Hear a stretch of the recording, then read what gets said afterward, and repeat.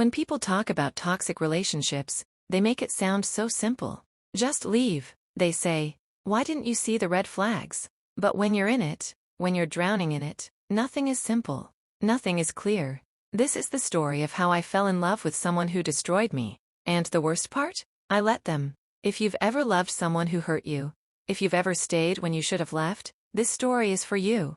Hit that like button if you're ready for the truth, and let's get into it. I met Alex on a Tuesday. Isn't it funny how life-changing moments happen on the most ordinary days? It was at a coffee shop downtown. I was running late for work, juggling my phone, my bag, and trying to order my usual latte. That's when I bumped into them. Literally. My coffee went everywhere, all over their white shirt. I was mortified. I started apologizing profusely, grabbing napkins, making it worse. But Alex just laughed. Not a polite laugh, but a genuine, warm laugh that made me forget I'd just ruined their morning. It's fine, they said, those green eyes twinkling with amusement. I needed an excuse to be late anyway. We talked for 20 minutes. I was 40 minutes late to work. I didn't care. Alex was magnetic. The kind of person who makes you feel like you're the only person in the room. They were funny, charming, and had this way of looking at you that made you feel seen. Really seen. We exchanged numbers. They texted me before I even got to work. Coffee ruiner. When can I see you again? I was hooked from day one. Our first date was magical. We went to this rooftop restaurant, talked until they kicked us out at closing. Alex told me about their dreams of traveling the world, their complicated relationship with their family, their fear of being ordinary. I shared things I'd never told anyone. It felt like we'd known each other for years. The first month was a whirlwind.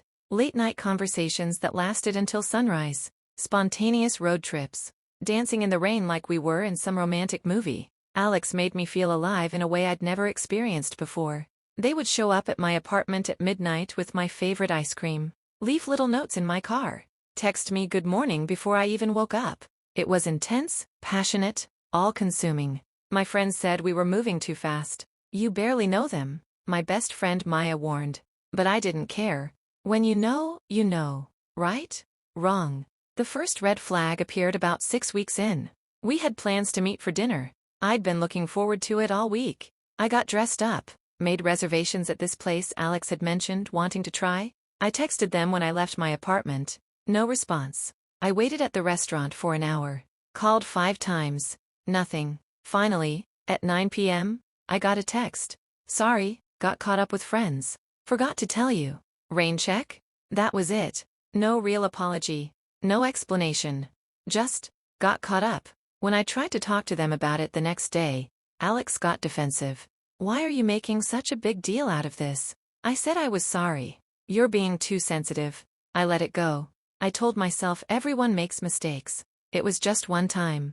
But it wasn't just one time. Alex started canceling plans more frequently. Sometimes with an excuse, sometimes with none at all. But when we were together, it was still magical. They would be so attentive, so loving, that I'd forget about all the times they'd let me down. Then came the jealousy. At first, it seemed kind of sweet. Alex didn't like when I talked about my male coworker. I just don't trust him, they'd say. I trust you, but not him. But it escalated. Alex started questioning who I was texting, why I was taking so long to respond, why I needed to go out with my friends without them. If you really loved me, Alex would say, you'd want to spend all your time with me. So I started seeing my friends less. I'd feel guilty every time I made plans that didn't include Alex. I'd check my phone constantly, worried about missing a text and dealing with the fallout. My world got smaller and smaller, until it was just me and Alex. And that's exactly what they wanted. The arguments started around month 3. Small disagreements would explode into huge fights. Alex would say cruel things, things that cut deep. They knew exactly where to strike to hurt me most. You're too needy. You're boring. No one else would put up with you like I do. Then, after I'd be in tears, Alex would apologize. They'd hold me, tell me they didn't mean it, that they just got overwhelmed. They'd promise to do better, and I'd believe them. This became the pattern. The cycle. Good days where everything was perfect, followed by explosive fights, followed by tearful apologies. Over and over again. I kept thinking if I just loved them better, if I just tried harder, if I just stopped doing the things that upset them, it would get better. I was wrong. 6 months in, I didn't recognize myself anymore. I used to be confident, outgoing, sure of who I was. Now I second-guessed everything. What I wore, what I said, who I talked to, what I posted on social media. Everything was filtered through the question, will this upset Alex? My friends stopped inviting me out. Not because they didn't care, but because I always said no. Or worse, I'd say yes and then cancel last minute because Alex needed me. Maya confronted me one day. We met for coffee, and she didn't hold back. You've changed, she said. You're not yourself anymore. This relationship, it's not healthy. I got defensive. You just don't understand what we have. It's complicated. Love shouldn't be this complicated, she replied. Love shouldn't make you miserable. But I wasn't ready to hear it. I made excuses for Alex. I blamed myself. I was the problem, not them. If I could just be better, everything would be fine. The emotional abuse got worse. Alex would give me the silent treatment for days, leaving me anxious and desperate to fix whatever I'd done wrong. They'd threaten to leave over the smallest things, keeping me in a constant state of fear. Maybe we should break up, they'd say during arguments.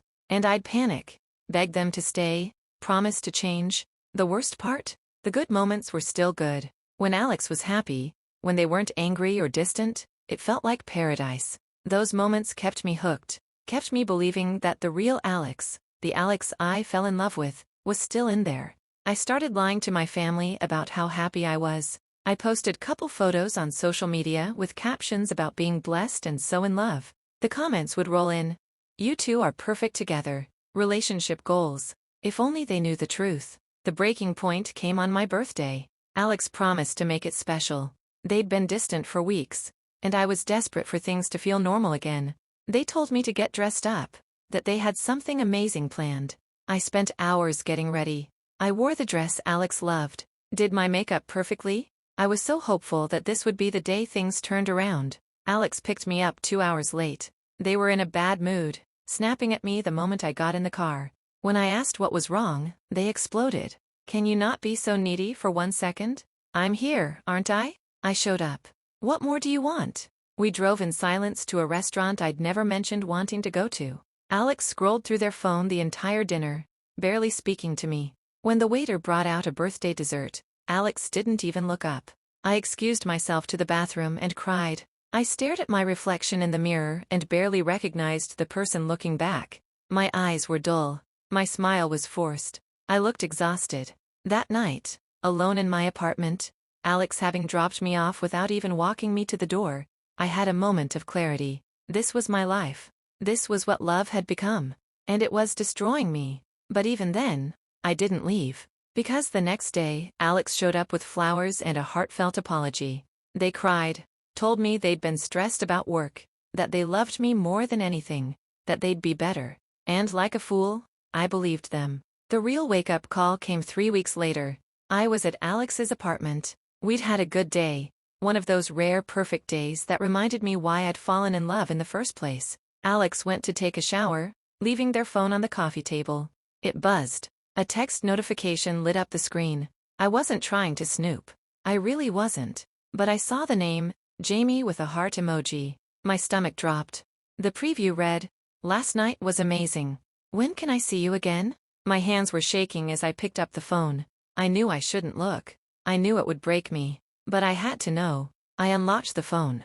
Alex's password was my birthday. Ironically enough, the messages were all there. Weeks of conversations with Jamie, flirting, plans to meet up, photos, everything. Alex was cheating on me.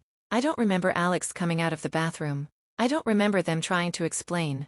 I just remember the sound of my own voice, broken and small, asking why. Alex didn't even try to deny it. Instead, they got angry at me for looking at their phone, for invading their privacy.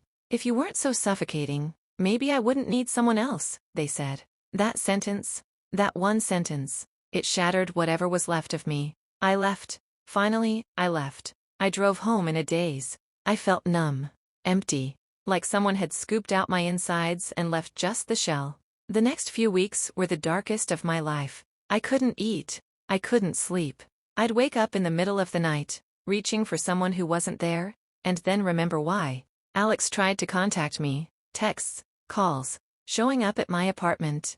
They'd cycle through everything: apologies, anger, promises to change, threats to hurt themselves if I didn't come back. With Maya's help, I blocked them on everything. I had to, because part of me, the broken, trauma-bonded part, wanted to go back, wanted to believe that this time would be different. But it wouldn't be. It never would be. I started therapy. Best decision I ever made. My therapist helped me understand what had happened to me. She explained trauma bonding, emotional abuse, narcissistic behavior patterns. She helped me see that none of it was my fault. I wasn't too sensitive. I wasn't too needy. I wasn't the problem. Alex was the problem. And I'd been so deep in it, I couldn't see it. Healing wasn't linear. Some days I felt strong, sure that I'd made the right choice. Other days I missed Alex so much it physically hurt. I'd remember the good times and wonder if I'd made a mistake. But slowly, very slowly, I started to come back to myself. I reconnected with my friends. Maya never said "I told you so." She just held me while I cried and helped me remember who I was before Alex. I started doing things I'd stopped doing. I went back to my painting class. I took that solo trip I'd always wanted to take. I spent time alone and realized I actually liked my own company. The hardest part was learning to trust again. Not just others, but myself. I'd ignored so many red flags, dismissed so many warning signs. How could I trust my own judgment? But that's the thing about abusive relationships. They mess with your perception of reality. They make you doubt yourself so much that you can't trust your own instincts anymore. It took time, but I learned to trust myself again. I learned what love should actually look like. Real love doesn't make you anxious. Real love doesn't require you to shrink yourself. Real love doesn't leave you crying yourself to sleep more nights than not. Real love is safe. It's consistent. It's kind. Looking back now, I can see all the signs I missed, but I don't blame myself for missing them. Alex was skilled at manipulation. They knew exactly how to keep me hooked, how to make me feel like I was the problem, how to convince me that their version of love was the only kind I deserved. I recently heard through mutual friends that Alex is in a new relationship. I felt a pang of something, maybe not jealousy, but concern for that person, because I know what's coming for them. I know the cycle they're about to enter, but it's not my responsibility to save them. I can only save myself. So that's my story. That's how I fell in love with someone who destroyed me. But here's what I want you to know. I survived. I'm here. I'm healing. And every day, I'm becoming more myself again. If you're in a relationship that makes you feel small, anxious, or worthless, please listen to me. That's not love. I don't care how good the good moments are.